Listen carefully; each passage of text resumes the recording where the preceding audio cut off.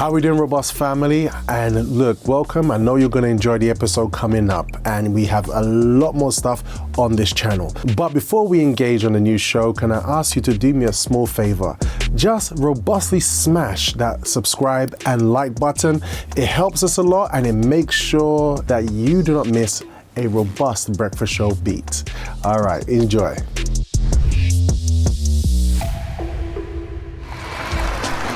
That's right, guys. It's gonna be a good day. And I'm just so ready.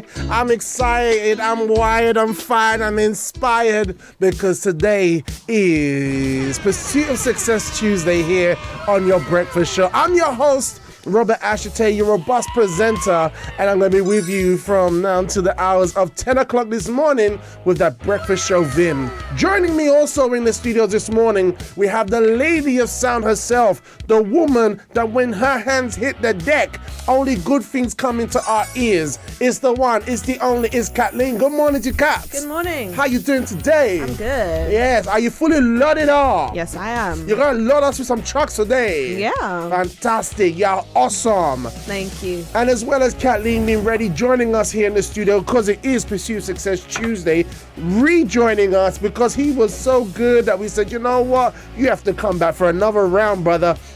It's the one, it's the only, Mr. Kelly E. Good morning to you, Kelly. Good morning, good morning, good morning. How we doing? I'm doing good. You look very presidential. Thank you. Yeah, I feel like you're like if I was to go back to Ghana, you'd be the chief sitting on the chair. Maybe. It's your genetics, in it. Maybe. You just got that thing about you, man. No, but it's great having you on the show. All right. Because today, guys, we're going to be speaking about a very, very, very important subject. We're going to be talking about the subject. Oh, yeah, I've got my thing here, isn't it? Yeah, we're going to be looking. Oh gosh, Kat, I think I messed that up, Kat. I think I messed up the controls. No, I got it, Kat. I'm okay. Retry. Kat, I think I spoiled the procoder. Yeah, what's it called? Proclaim. Yeah, Proclaim. That's the app. Yeah, it's called Proclaim. Yep. So today we're going to be looking at a really interesting subject. We're going to be looking at the subject of student debt. If you can, student debt. Look at that, student debts. Sure, that's a student loan, right? And you know, we've got another one there. You got the other one, Kat, just to demonstrate the point, the heavy ladenness. You know what I mean? So if you are tuned in, you would have got this picture that we sent around. All right, this with the yellow background. That's it. That's the picture there. Woo, goodness. All right, look at Kat's face. Yeah, look at Kat. Wow. She looks genuinely terrified.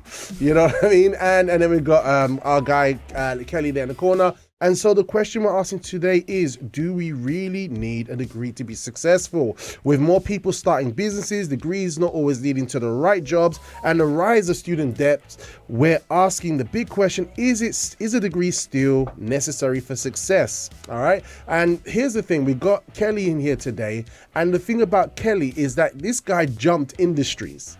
Right?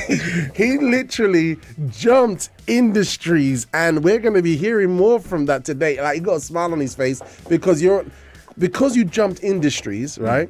Because you was working in McDonald's, right? Yes. Usual journey that most people go. They're working in some retail or sales, right? In McDonald's, and you jumped to Google. Yes. Right? Now, that jump, what kind of value did that jump, just in a few words, did that jump bring to you, being able to make that jump?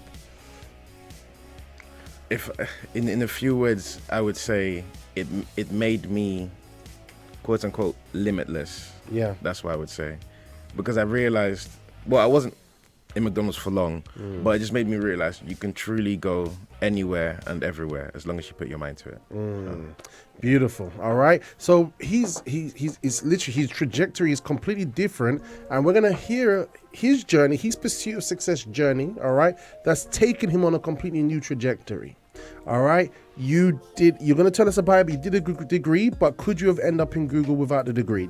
Yes. You could have done it without. Yeah. This is what he's discovered. All right. And many of you are with us today, and maybe when we're not here to put down the education system, it has its place. Yes, it does. Right. We have Effie Gubamian, who joins us, and he says, even just the education system teaches you some disciplines, right? But we're just asking this question, and the reason why we're asking this question is this, because okay, let me see if I can show you these images. I'm not too sure which one's which, Cat, because I don't see if I can. I'm not sure if they're labeled. All right, so just to show you, just a few pointers here. Cat, are these in orders on the Proclaim? Yeah. Okay, cool. All right, so they're in the order that I sent them. Okay. All right, so basically, just have a look at this, guys. So we just got like an article here. So it says here, this is from confused.com. I did a bit of research. It says, according to the latest student finance facts and statistics, there were around 2.86 million students across the UK. Now, we're just focusing on the UK here because the world is a big place.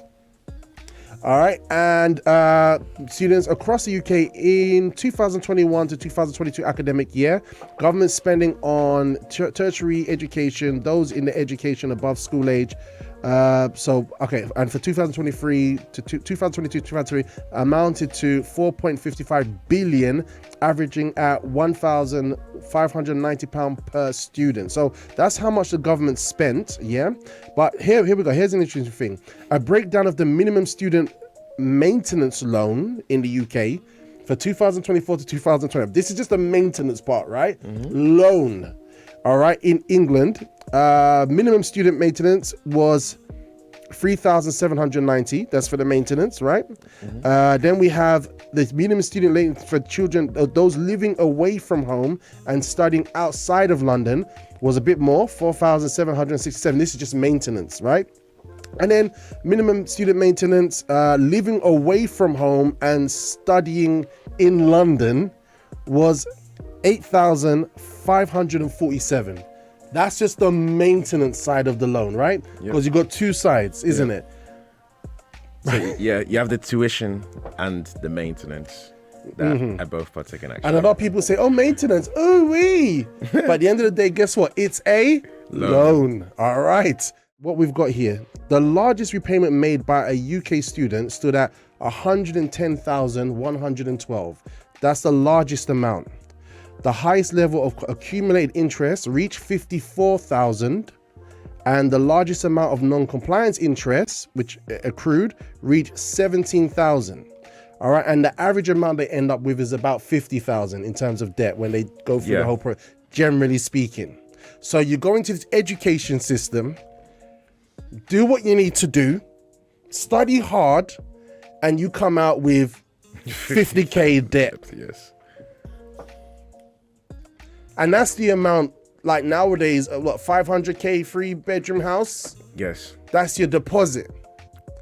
That's your deposit in 4 years. That's if you don't retake a year, or maybe if your course is 4 years flat and you don't take a gap year or a placement year. That's out of all of that, it's 50k. Wow. And then we got interest that'll be added later on. Mm-hmm. And this ain't no small amount. No. So all of this because we want a better life for ourselves, right? Yes. You hesitate for that. No, because please. It reminds me, it just goes back to the point of where, and this is typically in African households with our parents, where they go, no, you have to go to uni for a better life. But what does that better life mean? 50k in debt? Like, yeah. So I think that's a point we can touch on a bit later, but yeah. Yeah, absolutely. So you know what? The youth are, I've got a video here, the song Cat, play that song, get ready to play that song I got here. All right. Basically, there was a time, actually I think I got the video here. Basically in 1998 to 1999, yeah, that's when all this whole like paying down for a degree started. Before that time, you would go in for free, literally. So I'm from that generation that was like, ooh, I just escaped it, right? And then it started off with like 1,000. Yeah. Then they started to make it climb. So first they desensitize you with a small amount. You're like, all right. So we've got the ball rolling, and now people are raking up like 50k, right? However, the initial idea was that the children are our future, right? That's the. I mean, look. I mean, when I think about the institution and how they look at young people, usually I have this fluffy idea in my mind. Check this out. I believe the children are our future. Thank you. Teach them well and let them lead the way. Show them all the beauty they possess inside.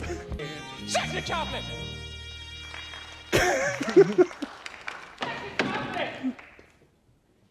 Yeah.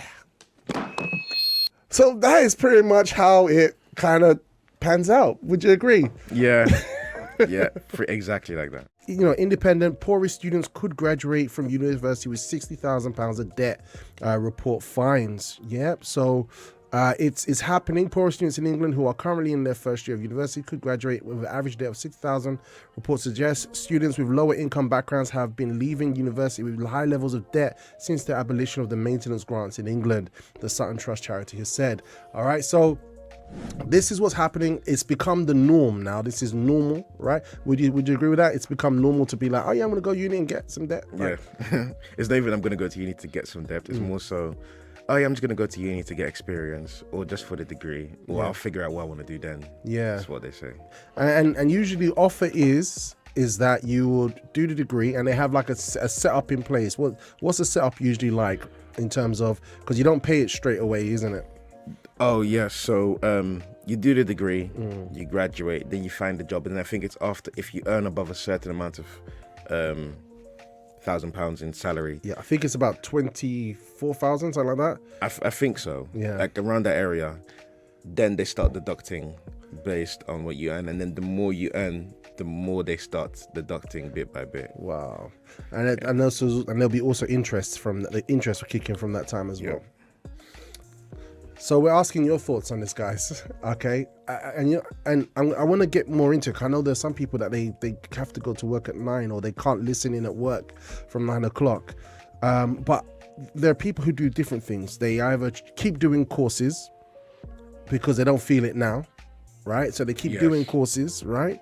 To be doing something.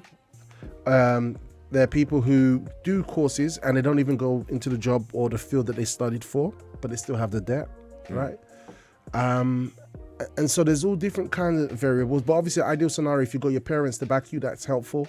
If you got a plan, that's helpful.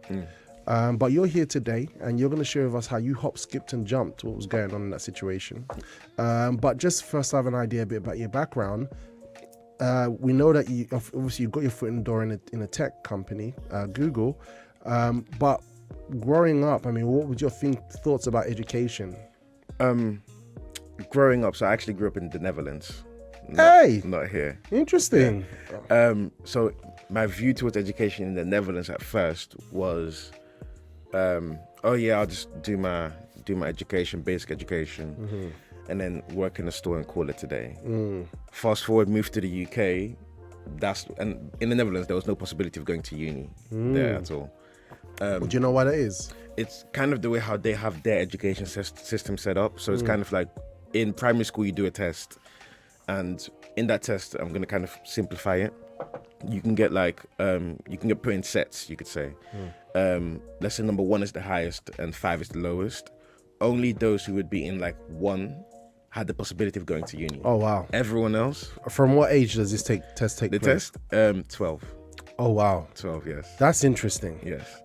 Elliot, Jessica, you guys over there in the Netherlands, send me a voice on the WhatsApp line just to confirm. Like this is interesting. Yes. There must be positives and negatives to that, right? So the thing is, so for me, let's say for example, when I did a test, I didn't like studying at all. So I got put in like the bottom of the bottom. Yeah. And to kind of go up a level, you could say, it's kind of normal, but you would really have to perform exceptionally well. Okay. To now go to 4. Okay. Then 3, then 2. It wasn't necessarily so much of a 5-to-1 one jump straight away. Okay. It doesn't really happen. And with the way how the Dutch are, they're very content with how they are. So that drive of I want to be successful, some have it. But across the country, it's not really there. Wow, that's very interesting. So now when I moved to the UK, then the possibility of uni became a thing. And I was like, okay, well, I need to do well in my education, no problem. And I came in year 10 when GCSEs was going on. Failed. Only GCSE that I passed was English and maths. Everything else I failed. Oh wow. Then year 11 came, and I said, okay, I need to, study. I did that. But when you failed, I mean, you must have got some stick from your parents, right? Your parents. Not really. They went a bit easy on me. Okay. Because when I failed in year 10, they were like, oh, you just moved to the country. Okay. It's new. Okay. But when year 11 came, I made sure I studied. So that went really well. And around that time, we had these things called after-school clubs that we did. And one club that I partook in was engineering, just general engineering club. And I found that quite nice. Like, oh, this is fun. I like to build stuff. It's quite interesting. So my mind already from there was, I just want to do engineering. That's it. Then I went to college, and here's where you could say the real battle started. Did year 12, failed year 12, had to do year 12 again at a different college. Then I passed year 12 there, but then I had to do year 13. Failed year 13 there. My mind was still, I just want to do engineering. But at the time, my mom said to me, oh no, do your maths and physics, but then also do biology in case you want to do something health-related, science, whatnot. Okay. I don't want to do that. Yeah. I want to do engineering. But So you found out what you take pleasure in at that stage of your at life. that stage, yes, which That's was good. general engineering. Failed that as well, year 13. But then I didn't really fail it. I just had low grades. And then the grades were enough for me to get into my university, into the course that I wanted. But then I had to do a foundation year to make up for it. I did electrical engineering, and it was fun for the first 3 to 4 years. It was fun. I had to redo my last year. 3 to 4 years, it was fun. But then in the last year, I realized I don't want to do this anymore at all. What brought that on? So why there was electrical engineering, and in my last year there was a few modules that I wasn't good at, and I just didn't like it, and it wasn't really as electrical as I thought it was. Okay. Yeah, this is really interesting because I'm sure there are many of you who are tuning in right now, or you have a relative or someone that they've gone into a course. Maybe they knew they had an interest in that particular course, but when they went into they actually studied it, they found out that it wasn't their cup of tea. Yes. But guess what? If it was uni, that loan is still accumulated. Just pointing that out. Go ahead. Yeah. So now in that final year, so when I had to redo everything, I was like, nah, I don't want to do this anymore. I said, well, I can't do nothing. So now kind of linking it to an extracurricular activity, which is the VYG that I take part of. In the VYG, we have something called Sunday Live. And we do different activities, but at the end, we get a message. And this message I remember clearly, which was, to sum it all up, which was, if you do your part, God will do his part. Love it. And I was like, okay, you know what? I'm not going to think. I'm going to take it at face value. If I do my part, God will do his part. So right now things are not going so well. No. So I'm just in my final year. Exactly. I don't want to do it. Yeah. And at this time, because I redid the year, I had to redo the year because I had to do those 2 modules again. This is in uni, right? This is in uni. So the count, the money clock is ticking for that term. At this point, it's already nearing its end as to how much I'm already in depth, you could say. And then around that moment, I said, you know what? I'm just bored. Let me just get a job in the meantime because I had a lot of free time just to take my mind off things. That's where I now worked at McDonald's. Okay. So through there, I just learned, general people skills, just making some money for myself. And I did part-time, so I didn't earn a lot. Yeah. In that time, I said, you know what? So when you went to work at McDonald's, I'm always, because you're African. And African parents, when it comes to the education system and stuff, they have their say for our well-being, and they want to see us do well. They're for us, right? But it's not easy. So what's happening? So for context, I didn't drop out of uni. I'm still in uni at this point. Good. I just need a justification of at least let me have some money to hold on to. That's right. So when I now worked at McDonald's whilst doing uni at the same time, now back to that message from Sunday Live that I learned, which was, if I do my part, God will do his part. I took it as face value and I said, you know what? Okay, God. And actually, this is how I got the job at McDonald's. I said, God, I don't want to particularly do this. I just want to do something simple, like something I enjoy. And I was in my room when I just made this prayer, sitting in my chair. And I said, okay, I want a successful, career life. I need money. Very simple. I need money. What's the problem? I don't have money. What's the solution? Get money. It's very simple. So I said, okay, applied for McDonald's, did the interview, and then they asked for like, what experience do you have? And I told them about what I do in the VYG, and they said, okay, great. Fast forward, you get the job at McDonald's, and I was like, great. What did you tell them that you do in the VYG? So just the things of like, we do weekly tasks, weekly competitions, the fact that you work with other people, and even in addition to weekly competitions, always that mindset of stay on your feet. You always have to think of something new. You always have to be engaging. You always have to do research as to what the next task would be. You see? You have to be creative. Acres and diamonds, right? Acres, I don't know if you heard the story about acres and diamonds, Google it. But many times you have the jewels right in your hands, Yes. right? Maybe you go to an employer and you say, you know what? And you're trying to figure out experience, but you're in something as dynamic as the Victory Youth Group, and this is it. And how the VYG helped me even to my interview at Google, it's phenomenal. So just fast forward, I said, you know what? I said, God, thank you for helping me get this job at McDonald's, because I had a problem. You helped me. It was a solution. I got money. Time went by and I said, you know what, God, I'll be honest. I like this. No, I like getting money. I don't like this job. I want a job I genuinely enjoy. And then I remembered prior to this, like a year before all of this, I interviewed at Google for like a program, not like a job, but just for a program, and I didn't get it. But I stayed in touch with my recruiter, because my mind goes, wow, I know someone who works in Google. I'm going to stay in touch with that person. Now, back to this moment, I went on LinkedIn just scrolling. LinkedIn is an app I think everyone should get. So on this app, I saw my recruiter posted a job posting again, and I said, oh, wow, computers. I interviewed for this before, completely failed it. Wow. I said, you know what? Let me try this again. So I messaged my recruiter. I said, hey, and she was the job post. I said, hey, I kind of just pretended. I said, hey, I see a job posting here that's for this particular role. Just to confirm, are you the recruiter for this? At the same time, I applied for it as well. She goes, oh, hey, Kelly, I still remember you because I spoke to you like a year before. Yes, I am the recruiter. Feel free to apply. I've seen your application. I'll just put you forward straight for the phone call. Beautiful. That moment already taught me the importance of networking. Yeah. Because if I just had applied normally, my CV would have probably just been skipped. That's right. Missed already. And I said, okay, no problem. And then here's where my interview process began. And I said, God, I did this interview process before. I failed.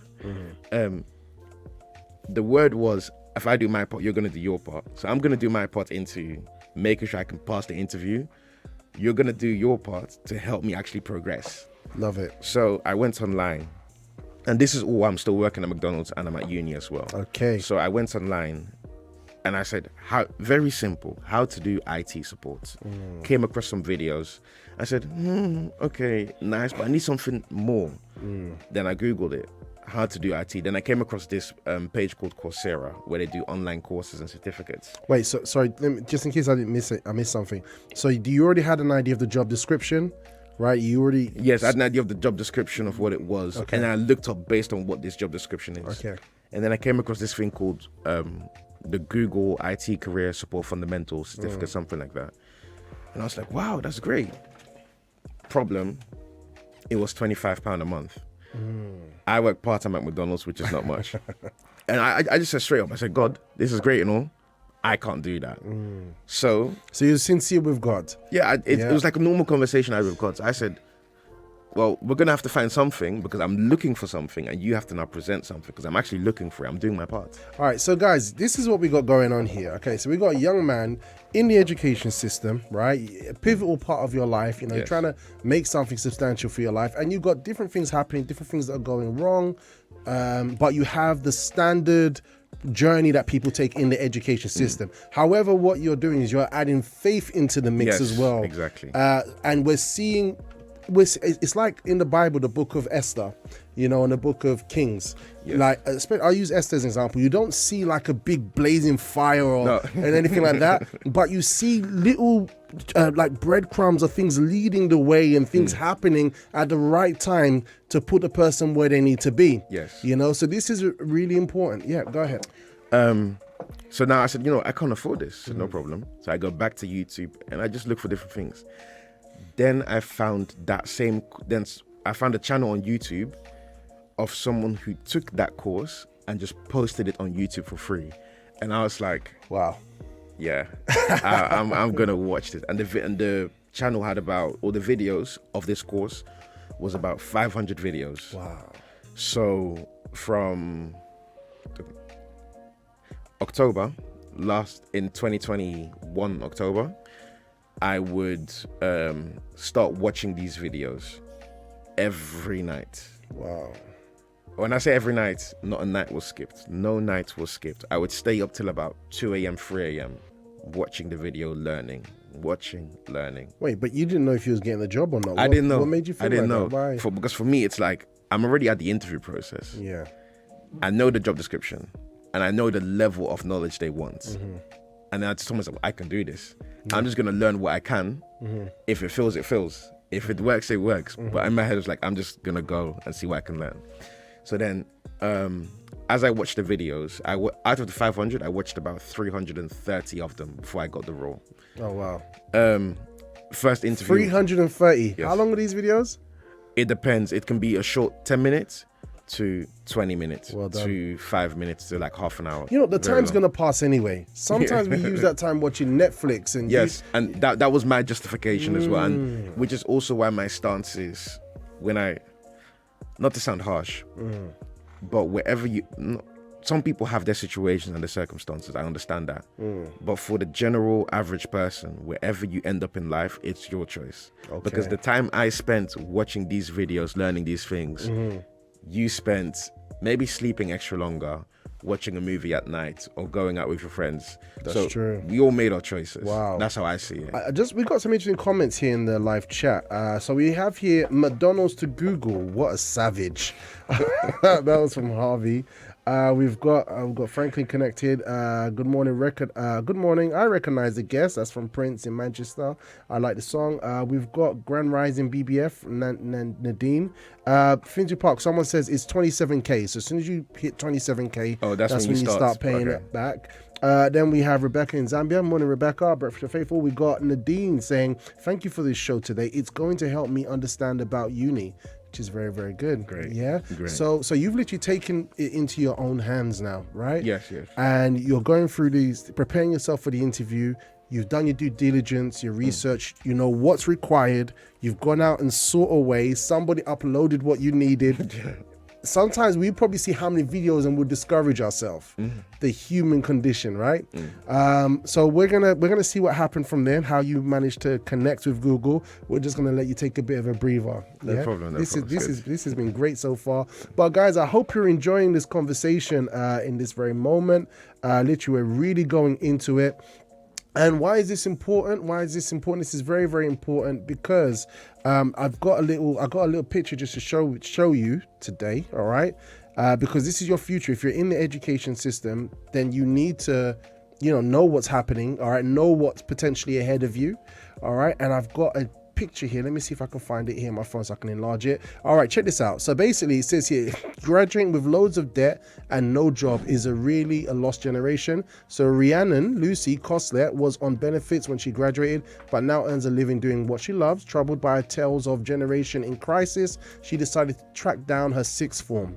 It says here at the bottom, I highlighted it. This was not, I was already signing on when I graduated. This was not unusual, but during the ceremony, I felt pretty sad and hopeless. It was difficult to quaff champagne and toast our futures when I couldn't make rent. Plus, I was horrifically hungover.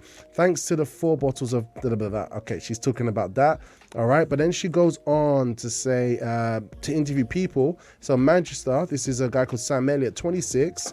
He earns from 20k to 25k. He said it's hard to concentrate at uni when you're working 60, 70 hours a week in a kitchen. All right, I highlighted again. It's shameful I left. though, because I could have done much more.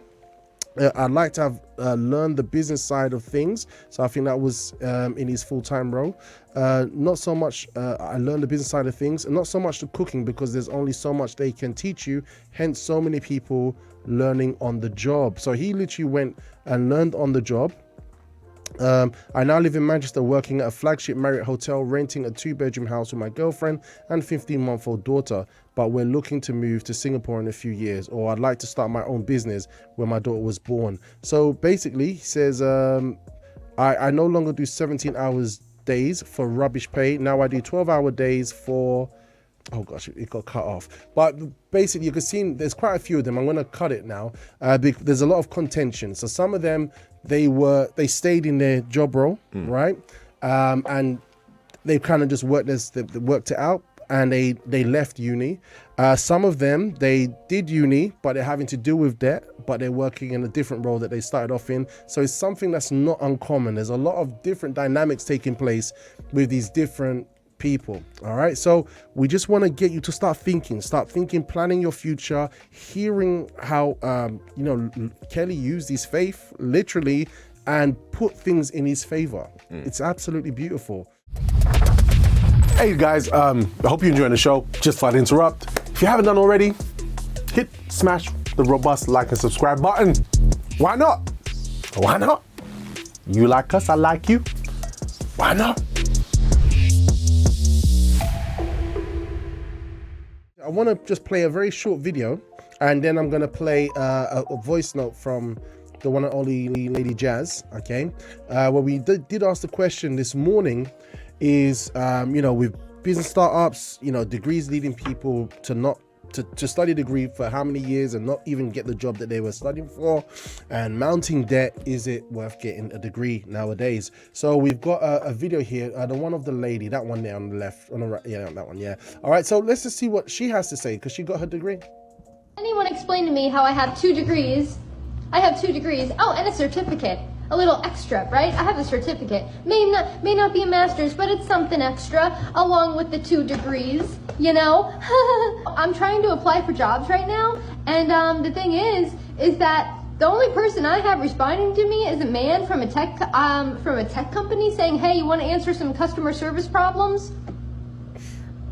You want to answer some customer service calls? No, Bart, I don't want to answer your calls. No offense, but I'm a little more qualified than to just to be sitting around answering your customer service calls, Bart, okay? I'm sorry, but Bart is the only one who's responding to me. So what am I supposed to do? And I'm looking down at these and I'm looking at them and I'm kind of wondering. I'm like, what was this for again? Oh, I don't know. Beats me. Yes. Yeah, so... I remember seeing that video, actually. Oh, yeah? Yeah. Wow. But you have people with different experiences, and a lot of people feel cheated, right? Some people feel that way. There are some people that they made it, they got into the jobs they want through some way or another. And I've got actually a picture here.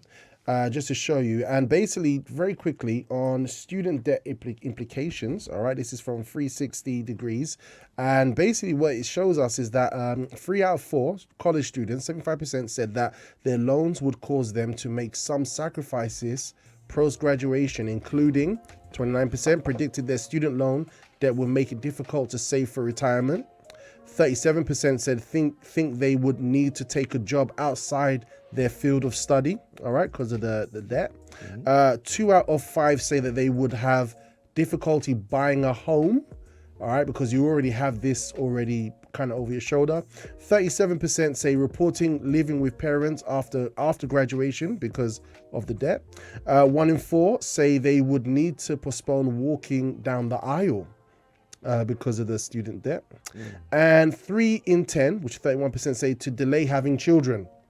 All right, because they obviously invested their time to do a degree. But these are the thoughts, these are the concerns of some people. However, not everybody's story is a negative. I'm sure there are people who have done it and they've got into the field that they would like. However, I think what I'm seeing today is that, what you're saying is very, very important. We've got we've got a comment here from Neo Priscilla. She says, I'll be there, connecting the faith. Okay, she says like this. This is Neo Priscilla and this is important because where we are on the planet as well says a lot. She's in Botswana. She says, I beg to differ. Just a little bit, yes, one can be successful without a degree, but still to be even much more successful, the very business one might be doing or planning can save up to get a degree for that particular business, because we never stop learning, and success mostly is never enough, whether with or without a degree, humanly speaking. It's just my opinion though. There are billionaires out there, successful yet still kicking and fighting to be even more. But with God, it doesn't matter if one has a degree or not, for he provides every daily bread, both for clothing, meals, etc. Yeah. So, okay. So Neo's like, yeah, you just put God in the mix, when we're doing this. All right. Just coming to you in just a second. Kelly, we've got Chanel McKenzie. Let's hear you, sis. Good morning, Breakfast family. How are you all doing? I hope you are all well. By the way, also she's a teacher as well, so it'd be very interesting what she has to say. Let's go.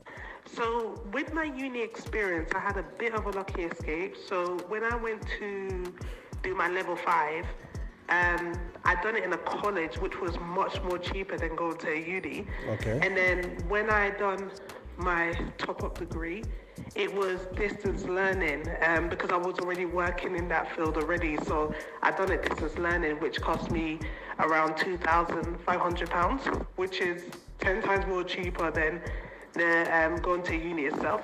And then when I went back to uni again, it was my workplace that sponsored me for me to be qualified at the job that I'm currently doing right now. Okay. So I would say that if you are planning to go to uni to get a degree, make sure it's because you have to get that degree and you have to specialize in that course and you have to be qualified at the job that you're doing, because if you're going to the uni for the sake of just going, then you're actually wasting your time and money. I even advise my daughter that if you're going to do your master's, do it because you want to specialize in something else.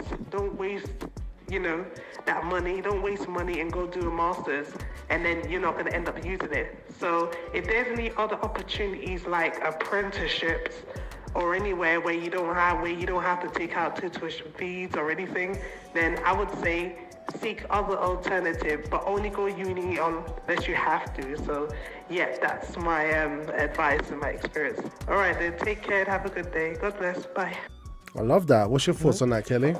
I agree with what she said. I just want to touch on the video of that girl that I saw, and it links to one of the points that I had written down.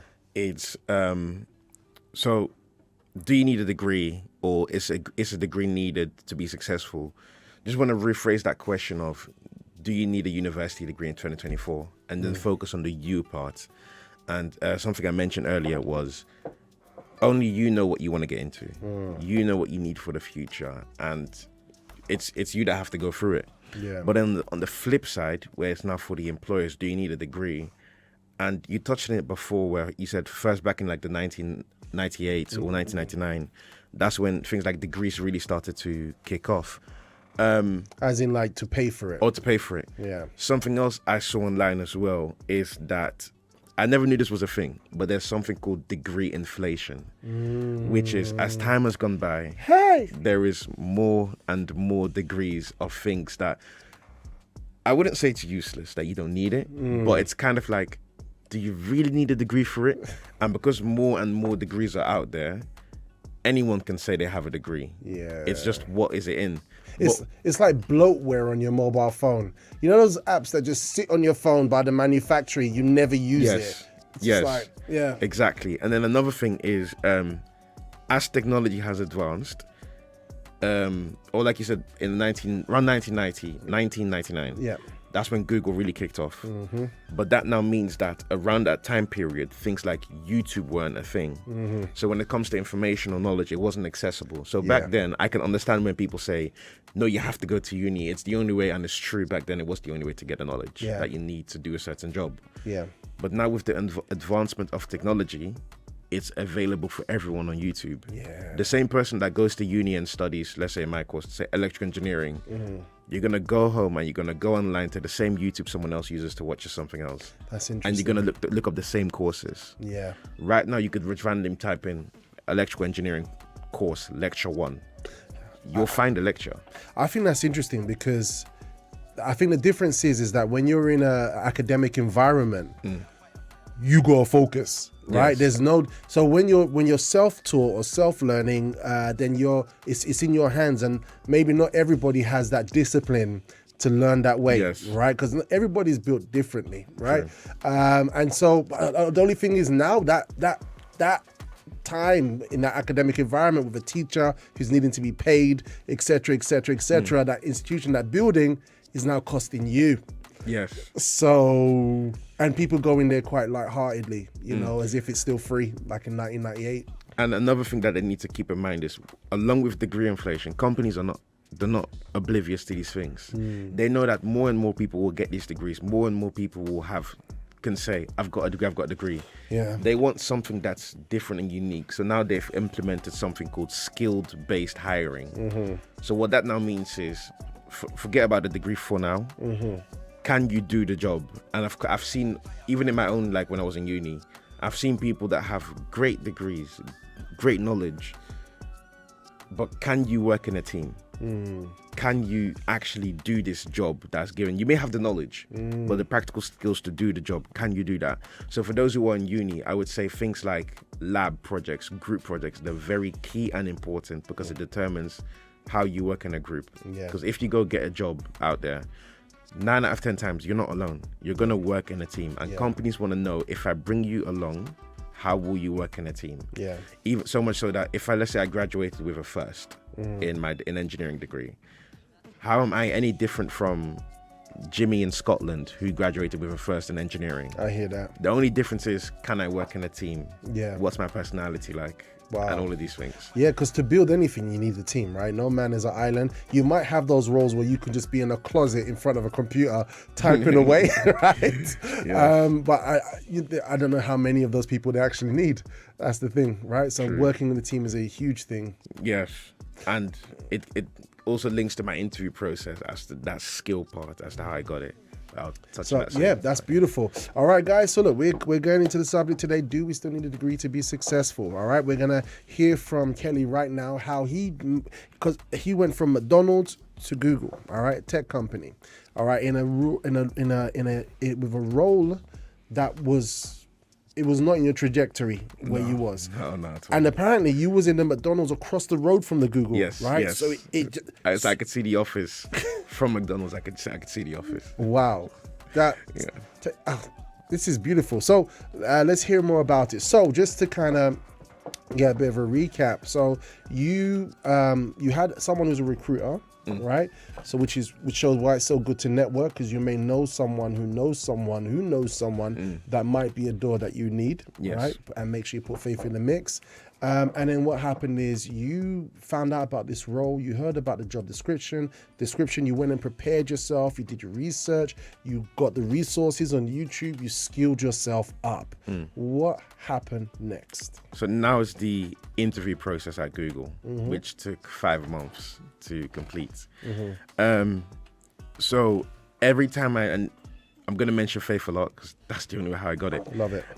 So each time I did a round of interviews, it would be on the videos I just watched.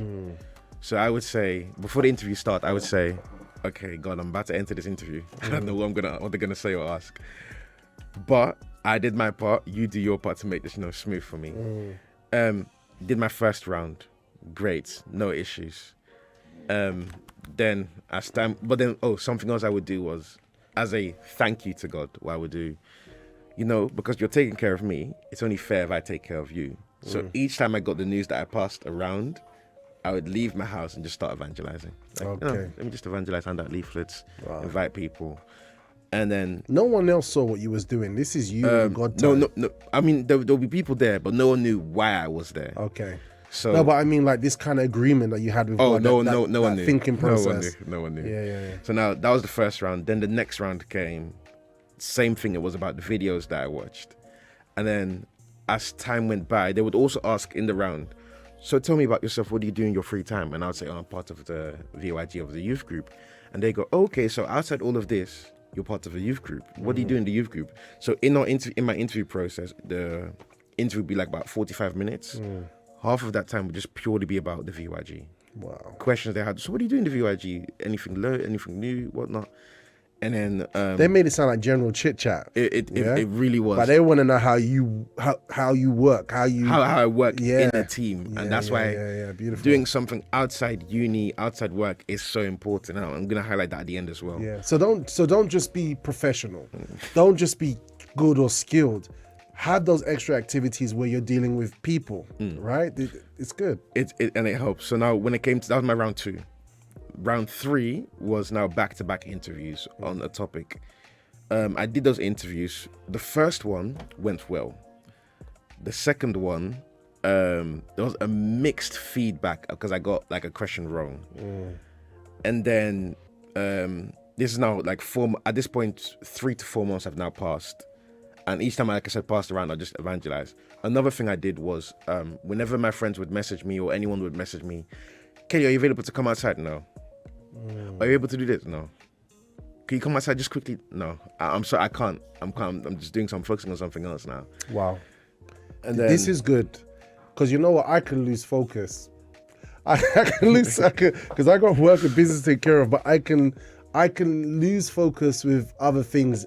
I won't say easily, but it can happen. You know, so that focus is really important. And for me, what helped me in that focus was, and only my close friends know this, whenever I think about the future, I pile things on top. So I could be like, okay, if I get this job, I'm going to get this, and I'm going to get that. And if I get this, so everything hung on the moment of, will you get this job? Yeah. So I was really like, I can't mess this up. Yeah, because you know, sometimes if we think too far in the future, because it feels so far away, we don't feel the weight of what needs to be done now. And you don't feel the need to even think about it. Exactly. You just go, it will come. But when you kind of layer it to how the activities are connected to what you do in this very moment, there's more of a pull to go and do it. A big one, in fact. And then they came to the final round, which they said, oh, Kelly, there was a mixed feedback in your review. This is now in January. So I started in October, and in January, I'm still interviewing. Wow. They go, yeah, we just have to do one more interview.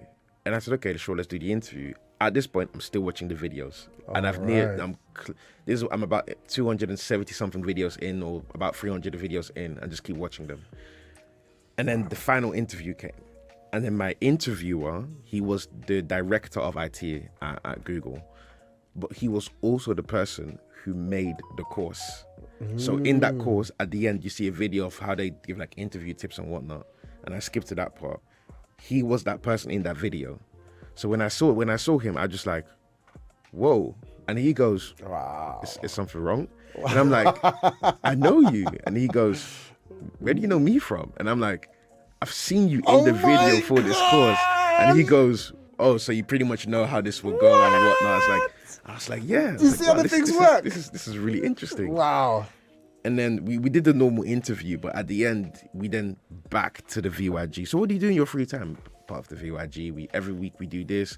And he goes, wow. So then they asked me an important question. Oh, so what's the distribution in the team? What age range is there? I go, oh, it's from like 14 to like 25. He's a different age. Oh, so you every week, and this is what they learned. Every week you come together in your free time to work with people who are in the age between 14 to 26. And because it's in my own free time, it must mean I like doing it. And I only realized that after, that's why they kept asking that. And I was like, yeah, that's fine. And then at the end, they said, okay, no problem. Here you go. You got the job. Everything looks good. When I got the job, it was around beginning February times. And then my final exams at uni were a few months later already. So in my head, I'm like, I did all of this, used my faith. Actually, another important point was, this was towards the end, before they made that decision. I would say, wow, we had like a holy oil event. And I said, I've always heard people say they use oil to, not in the building. So you know what, I want to do the same. And we had the oil event, but the final answer was meant to come on a Friday. And I said, no, I need this to be delayed somehow, some way, or some form. Then I get a message saying, oh, sorry, Kelly, we didn't get your feedback in time. We're going to have to delay it until Monday, which now meant on that Sunday I could get the oil. So I went on Sunday, I got the oil. As soon as Sunday Live finished, afterwards, went straight to the office, anointed the building, came back. Wow. Then the Monday, Tuesday, they said, Kelly, you got the role. And I was just, My celebrating, man, happy. my I'm like, wow, man. this is... That's it. This is the building, crazy. right? This is the building. Yes, so that's the terrace. That's the terrace. This is on top, right? That's like the rooftop, yes. Wow. And then we've got the this is some shots on the inside. Yeah, so those are 11 floors 11 of how the floors. office looks like. Yeah. Beautiful. This is an outside view. That's the view of just what you see on a daily basis. Oh, from your window. No, from the rooftop. That's what you see. Okay. This is your computer. I can That's see my your desk. trailers. Look at massive screens, mate. Yeah. Look, So that picture, and that's something I realized. So at this point, I'm already like roughly a year into Google, and they had this thing called a UKI Gaming Summit, and in that moment, I met famous YouTubers, not just I've got a couple of subscribers, millions of subscribers, people you've heard of, and I was like, to think that I got here from like what I did a year prior, using my faith, watching the video, and then I ended up there meeting these people. I was like, that is really interesting, dude. Yeah, so that's how the office looks like. Interesting fun fact, it's very, you could say, a bit colorful, but something they encourage there is to be yourself. So your desk, decorate however you want it. So someone had like a Nigerian flag on top of his desk. Some people had like pyramids on their desk. Some people had comics on their desks. It's really cool. Wow, beautiful. Yeah. So you ended up, so you got the job, you got in there. Yes. All right. Now, the role that you acquired was the role of, how do you say it? It's a technical operation engineer. Technical operation engineer. Yes. Now, I'll ask you, for that role, did you need, you went into the education system and you got a degree. Did that degree have any influence in you getting that job? No, not at all, because I already started working before I did my final exams. So every time I did my final exams, I would have to go to work, and Google's very flexible with time, very flexible. So whenever I did my final exams, I'll take my stuff and leave, and some of my friends would be like, "Oh, Kelly, where are you going? We're going to celebrate having our final exams." I don't have time to celebrate. I've got work to get to now. Wow. So you still made sure that you finished your degree as well? Yeah, I still finished it. Got my degree as well. Beautiful. And, yeah. Beautiful, beautiful, beautiful. So, I mean, I've got here a message from Clive and Moses. I'm going to ask you in just a moment. So what are the key, from this whole experience, the key things that you learned and that stood out for you? Yes. All right. Let me just hear from Moses. Moses, he was with us last week, and we was, we went through we went through a few things with him last week, and we was asking the very, very important question about, gosh, sorry a second. About financial literacy. That's it. So we was asking about financial literacy, and he answered our question concerning needing a degree. Here we go. Check this out. To answer your question, yes, you can succeed without a degree. And the reason why you can succeed without a degree is because the person who is going to succeed has determined within themselves that that is what they want to do. Now, the reason why a lot of people with degrees lead nowhere is because majority of people who go to take a degree don't really know what it is they want to do in life. And the thing is, a degree isn't gone to waste. They can reuse that degree and use it as transferable skills. You know, things that you would have learned in business, you can use in normal life. Oh, sorry about that. That you would Hey, technology, Google's listening. have learned in social care, you can use to meet and mingle with people and so. I think that's where it comes back to really think about what course you want to do, what you want to do a degree in, because there some bloatware degrees that ain't moving. It's just a 50k debt. All right, here we go. And so on. So it just all really depends on the type of person that you are. Success comes in many different shapes and forms. That's true. And those who go after success and those who are normally successful, those who just gain a degree or knowledge or understanding and don't actually put it to practice or to work, therefore doesn't lead to nowhere. And that is why majority of people who go to university or they study something, even if it is self-taught, if they don't know how to apply it into being successful, they can't achieve success. Very powerful. So that, and that's with a degree or not, isn't it? So, I mean, we've got quite a few things. We've got quite a few responses here, actually. Let me see if I can just throw one more in there. This is okay.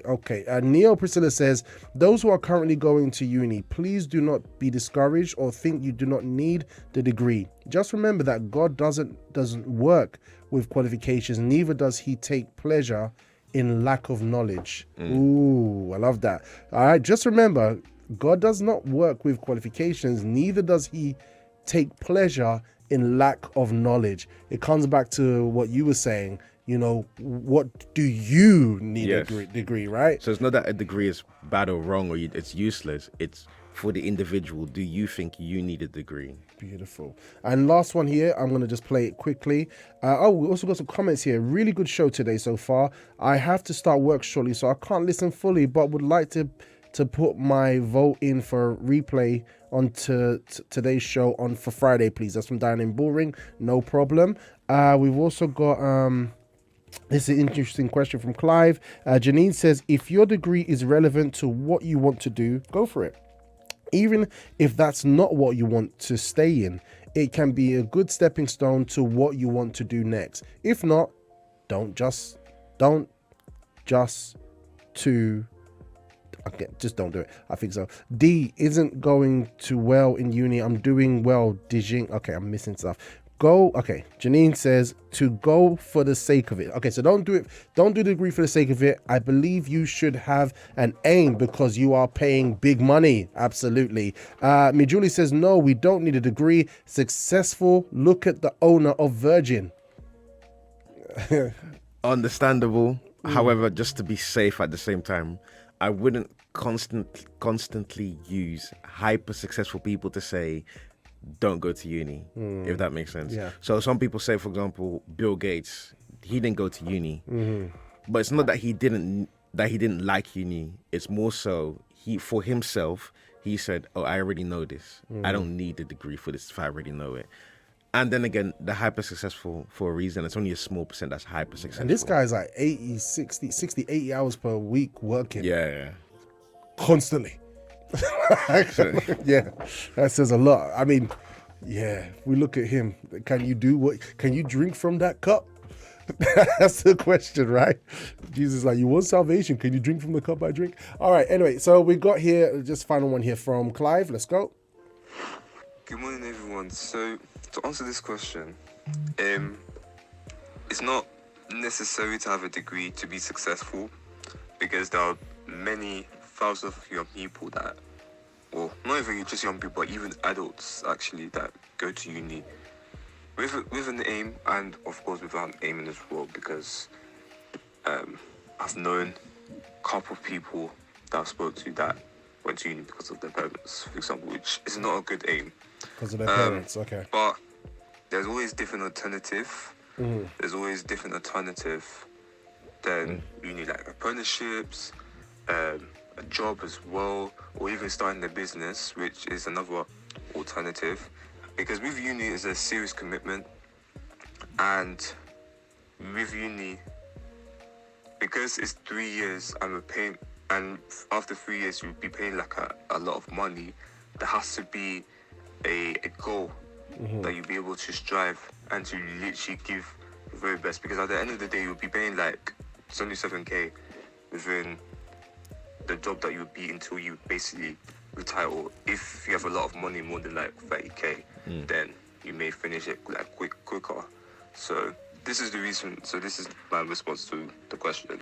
Thank you so much for that. Kind of like what Lady Jazz was saying, you know, that she said something very interesting, that have your aim, have your goal, but you know what, there may be other ways to kind of get to that goal. Yes, and I think it's important to look at those ways before you make a decision. So for example, okay, I'll just take Google for example. It's quite easy to think that at Google, some people will say, get a computer science degree, get some computer degree, get there. Not knowing, I'm not saying YouTube videos is the only way, but for those who do coding and tech, there's something called Lead Code, which is a online page where you can practice different coding challenges. You can do those things. Wow. There's different ways to get into Google. That's just for tech. Wow. But what I would say, if I could go back in time, If you could. it's easy to say if I could go back in time because I've already passed it.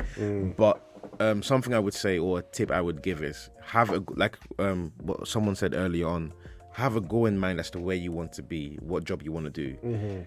Then analyze the different pathways to get to that goal. If uni is the only pathway to get to that goal, then go to uni. If it's not and there's different pathways, choose which one ever comforts you. Love it.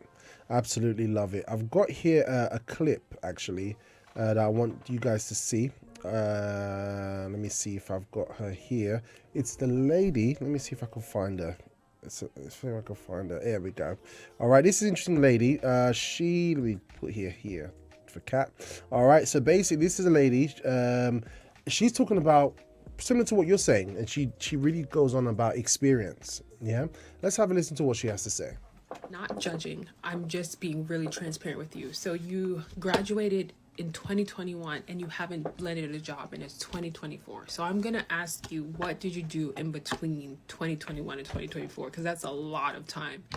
I always suggest people intern, volunteer, or freelance. And I know it doesn't look pretty, but something that they don't tell us in college is the job market loves experience, no matter what. Skill-based hiring. They tell they would sell the dream that go to school, you'll get a job. That is not the reality. It's a who you know and where did you work kind of thing. So for you, I would say try to freelance, to make some money if you really need some money. And I don't know what you're doing right now in the meantime or anything like that. Intern, right? Intern, even if you take unpaid internships, just get the experience you need. All right. Yeah. What are your thoughts on that one? Nah, fully agree. Like I said this before, actually, which is there's always the employer's perspective. Yeah. And something that an employer looks for is whoever interviews, the question is, when I take you along, how will you impact the team I already have here? So let's say you're someone who, 4 quadrants. Let's say you don't know the job and you don't know the knowledge, you won't get it. Yeah. Let's say you're someone who now you have the knowledge, but you don't know the how would I say this, the practical experience of it. You may get it because you have the knowledge, and they may train you how to work in a team sometimes, kind of. Let's say you're someone who is actually they wouldn't even train you how to be in a team. Because that's a people skill. You can't really train someone to be in a team. Okay. That's why you have people who end up in that situation where I have a degree, but I'm still struggling to look for work. You have the knowledge, but you don't have the practical experience. And then you have the quadrant of you may not have the knowledge, but you can work in a team.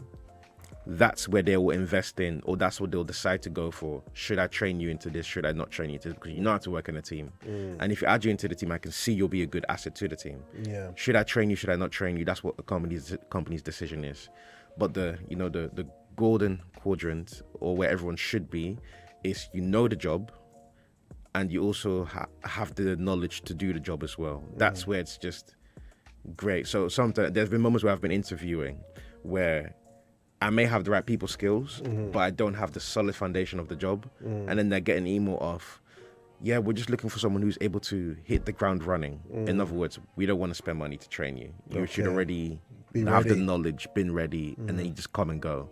But some companies, they go, we're just looking for someone who's more junior. They have a brief understanding of the knowledge, but they can really work in a team. Once again, bit of a plug here. One way to know how to work in a team, come to the VYG. You know how to do these things there. But then it's those type of people, they'll go, okay, you have the qualities, you have the skills, I just have to train you up. That's fine, I can invest in you, and you'll be a good asset to the company. So what she said, I fully agree with it. Wow, that is absolutely beautiful. So the power of experience, and I think, there are some people that they pride themselves on being a lone wolf. right? The lone wolf, the one who they're on their own journey and they don't speak to anyone. They give you a few words, right? But I think in 2024, what we're seeing is that communication is a big deal. Yeah, it's a big thing. Being friendly is a big deal, right? The days when you can go to, I mean, there are some jobs you could probably just, just do your own thing and not speak to anybody. But, I think you're more valued if you're good with people and you can work in a team. And I think this is where it comes to as well, the importance of working on ourselves, right? Yes. We can be highly academic, right? Highly, and tick all the boxes academically, but if we don't have those personal skills to know how to be friendly, I know some people, they're introverts. I know they're introverts out there, right? I think I was an introvert once. Jesus changed me. Speaking of when you said you'd have to work on yourself, and this is where I learned these things. Something that companies, I wouldn't say companies like, they won't say this openly, but it's a good skill to observe. It's like transferable skills. Are you someone who can take one thing here and apply it somewhere else? Yeah. And this kind of links to something I picked up for myself yesterday, Sunday, in the Sunday morning service. Yes, drop it. Where we spoke about, or where Bishop mentioned something about grafting when it comes to the Word of God. You put yourself in there. So Jesus is the vine. Yes. We're the branch, and we graft onto him. Yeah. And then you could say the water from that goes into the vine comes into us as well, and be able to bear fruit. Yeah. But that process of grafting, if you take that skill, you become unstoppable. And what do I mean by that? With the knowledge that we have out there today, all grafting is you take yourself from one place, inject yourself somewhere else, and whatever is there, you take it. Beautiful. So with the knowledge that we have, and sometimes I say YouTube is your friend. Let's say you want to, something that's quite common that I hear a lot nowadays is, I want to learn how to do run a social media marketing agency. I have no idea how to do that. With the skill of grafting, if I take myself and plug myself into the right people, the right sources, or just online, how to do these things, eventually the waters of how to run a social media marketing agency will come into me, and I'll bear those fruits. Beautiful. So it's things like that you'd have to, and this is why I think all these services are very important, because you learn these skills there. Grafting means this, okay, where can I now apply this skill somewhere else? Wow. So for me, looking back, what I was doing was called grafting. Wow. I plugged myself into this world of tech and IT. Eventually I learned this. And then I realized when it comes to big tech companies like Google, Apple, Netflix, Amazon, what they look for people who put themselves to work. They look for people who graft. Yeah. That's what they look for. Wow. Because those people are the ones you don't have to be, oh, come on, do your job. Or overseeing them all the time. Are you sure you're doing your job? Or are you right for the team? Because you're naturally a grafter, you already do these things anyways. Yeah, because I noticed that, I think you was telling us that, there's all this canteen area and chill out spaces and all that kind of stuff happening. Yeah, okay, let me see if I can show it. I don't think I sent that. No, I don't think you took one of those ones, otherwise people start getting jealous. All right? So, okay, let's take Google for example. They have things you can think of there. They have masseuses there, so you can book massages completely free. Hey! They have a gym in there as well. It's quite big. They have 3-4 floors of a restaurant, free food. Breakfast, lunch, and dinner gets given to you. Gets given to you, breakfast, lunch, and dinner. For free. They have a few gaming rooms you can play in. They have a normal chilling room where you can play table tennis or pool. And then terrace, when it's hot, you can just chill there, no problem. And it's you have all these facilities there. Or even in the new office that they're building, which is opposite the road. I didn't send a picture. Yeah. But in the new office that they're building, or things that's quite common in Google offices, would be some have bowling alleys, some have a rock climbing wall, some have. So there's all these luxuries. They have all these things. Because they hired you on purpose. Because they see that quality of, oh, you're a grafter. Yeah. So I don't need to tell you to work. You put yourself to work. Yeah. And then one true way to kind of, test that constantly is, let's put all of these nice things there. Let's see if you still do your work, and you still do your work. You still do your work. You still deliver. This is very interesting. We've got a comment here from Tommy. Tommy says, university is not necessary if you are willing to pay the price of knowledge. understanding, and wisdom. Bible says that if it costs you all you have to get, if it costs you all you have to get understanding. Also continues, even after university, if you don't keep updated, all you learn is useless. The world is moving fast, and if you are lazy, time will kill you. There are endless books to read. Just read. That was from Tommy. It's very interesting. That's another thing I learned actually at Google. One of my colleagues came up to me and highlighted the importance of reading. He said, when you look up any successful person, ask what they do in their free time. Guaranteed they'll tell you, I read books. I read books because they constantly train their mind to process information, receive new information. Yeah. So when it comes to learning new things, it happens quickly. They can understand it quickly. Guys, go pick up a book. Like we love our phones, right? And we do all kinds of things with our phones, but let's pick up a book. I mean, was there a book that you would recommend to someone to read if they were tuning in right now? There was someone mentioned early on about financial literacy. I'll say Rich Dad Poor Dad. That one always keeps coming up. That's one of them. I think that's the main one I'd recommend. Yeah. I think it opens our mind a lot, isn't it, on how things work, especially considering the subject we're speaking about. We've got Rebecca in Zambia. She just sent a message right now, and she says this. Good morning, Assistant Robert. Learning so much from the show. I needed it. Totally glad I was able to tune in this morning. Is it possible to have today's show on YouTube? I'd like to not only rewatch, but also share with some people who would benefit from it, like I have. Absolutely. We will definitely get Jay onto it and we'll get it sorted for you. You're awesome. Yep. So there we have it. So do we need a degree to nowadays, considering the whole situation with student debt? Someone who comes in, if you've got parents sponsoring you, fine. You got, financially you're good, fine. But to have a £60,000 debt at the end of it, wagering it, Think twice, yeah. Because you're in the system and the water in the system is just flowing, right?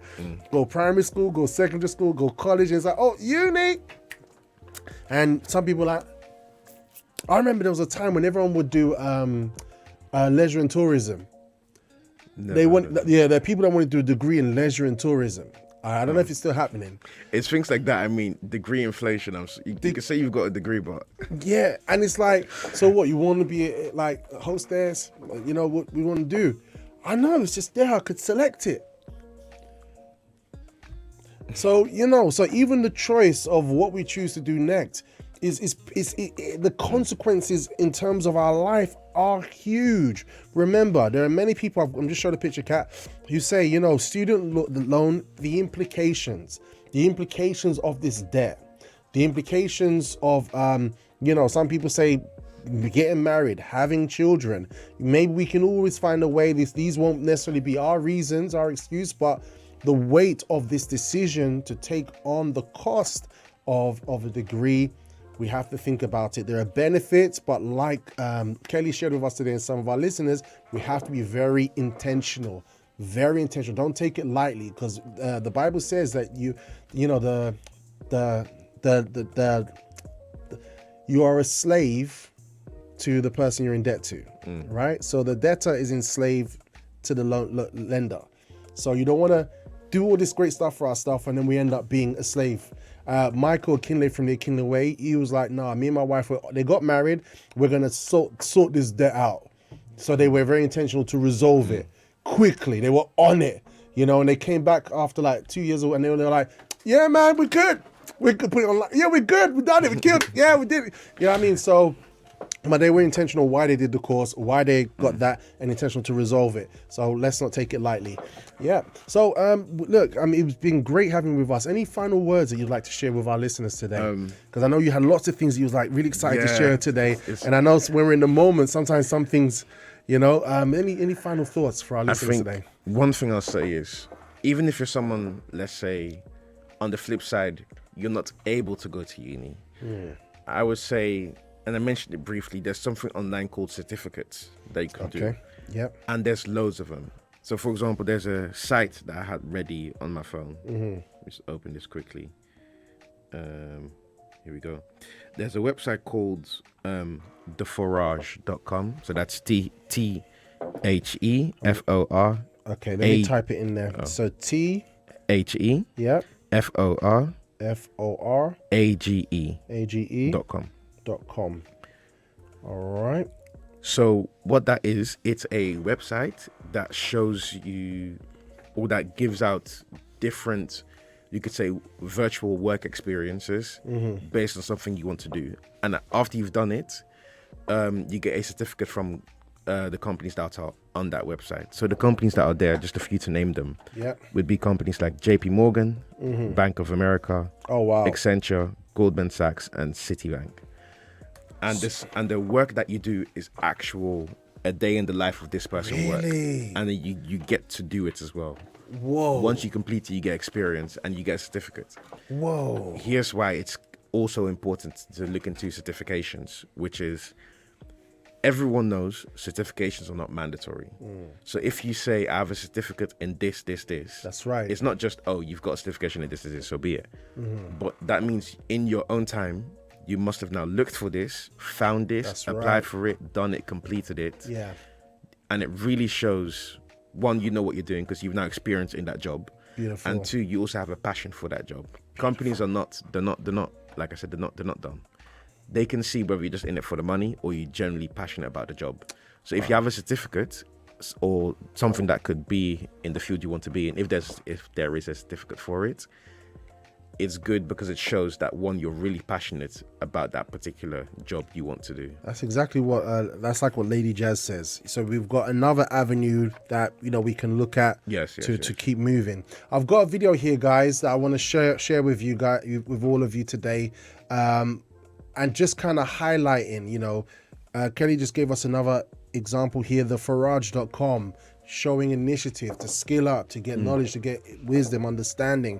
So you might hear that now. Great, make use of it. But I think the key word is plan. Check this video out. If someone's watching, they're like thinking about dropping out of college and their goal was to make $1 million, what would your advice to them be? What would you do with that $1 million? Because if you don't know, that's why you won't have it. 2 men working in McDonald's. One person is just working for money. The other person has a plan to leave McDonald's, but he has a plan for why he's at McDonald's, because he plans to open up a chain of restaurants one day. The results of the 2 different people will produce insurmountable results. Never leave something unless you have a plan. Oh, all right. So there we go. We have plan. All right. And I've got one last video just to show you, just to sneak in there. All right. And it's basically the guy in the middle. Yeah, that's it. What to do. All right. So have a listen to this. I love his advice. Check this out, guys. If you have no experience at all, but you want to get a job, this is all you need to do. And it works every time. And I know that because I've got nieces, I've got nephews, little cousins, and I've showed them this and it worked. So do this. Now, number 1, you need to do thorough research. So really detailed research on the company. That's the first thing. The second thing you need to do is research the role in and out. Number 3, you need to be very, very clear that the job aligns to your career aspirations. And number 4, you need to be able to think of a project you have done maybe at college or university, or for example on a vacation placement or an internship, whatever the case might be.